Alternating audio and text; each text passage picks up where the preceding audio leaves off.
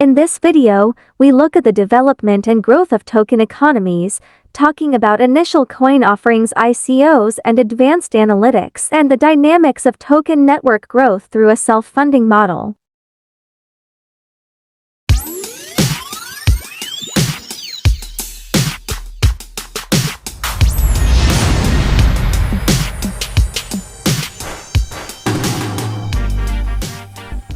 The past year has seen the rise of a new model for the funding of technology companies called initial coin offerings.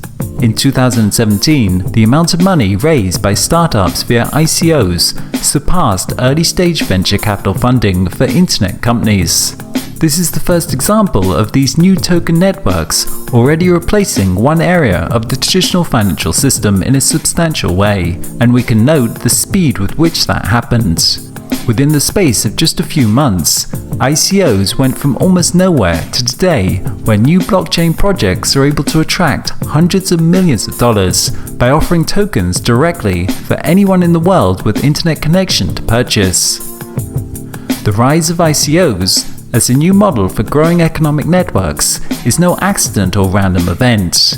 It taps into a new capacity of information technology, first seen with crowdfunding, for people to fund their own projects directly out of the future value the project is expected to deliver. The centralized third-party investor is removed from the equation, which takes away the need to organize the project around investor profits and to remove value from the network for shareholders.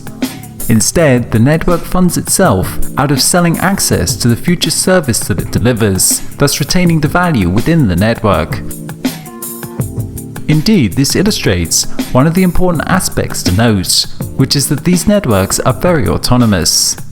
A network can fund its own initial development through ICOs, but not only this, it can then fund its own future growth through simply increasing the number of tokens and giving those to members who present initiatives, projects, or other forms of work that will be beneficial to the future success of the ecosystem. The network inflates its own tokens, gives those new tokens to projects that will increase its future service delivery and thus will work to deflate the token in the future when more people demand that added future service. In this way, no external profit-seeking third party, such as a bank or other financial institution, is needed.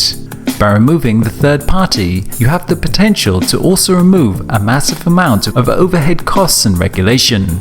Likewise, you stop value being taken out of the network, and this can align the incentives between members much better.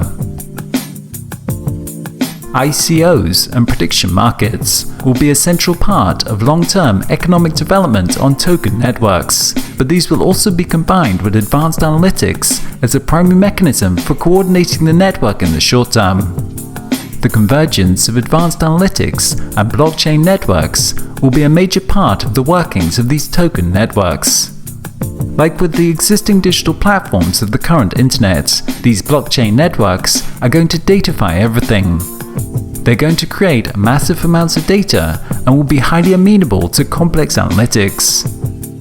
With the use of this big data, business and economics will move from the realm of speculation and intuition to becoming more of an actual science where data can be gained, theories tested, and new systems engineered in an iterative process.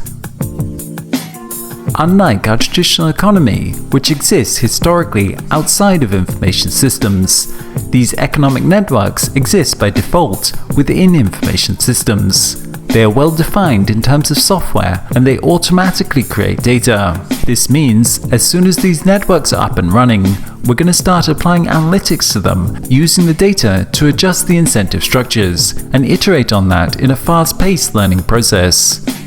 Likewise, being open source projects, anyone can see how the system is designed and coded, and they will have the data to see how any changes perform.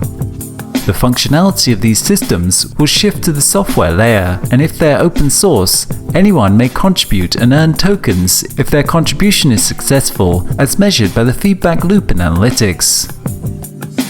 To date, businesses have been largely secretive by default, run by a few, with decisions ultimately made by the highest paid person in the room.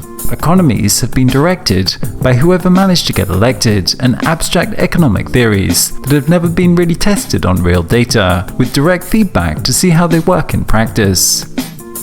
Scott Nelson, CEO of the Sweetbridge project, describes this well when he says, "What we do need in addition is to understand that we're dealing with the actual invention of something extraordinarily new and very powerful, and that is the ability to build economic games that actually are businesses and which are controlled by a community who's vested in the game.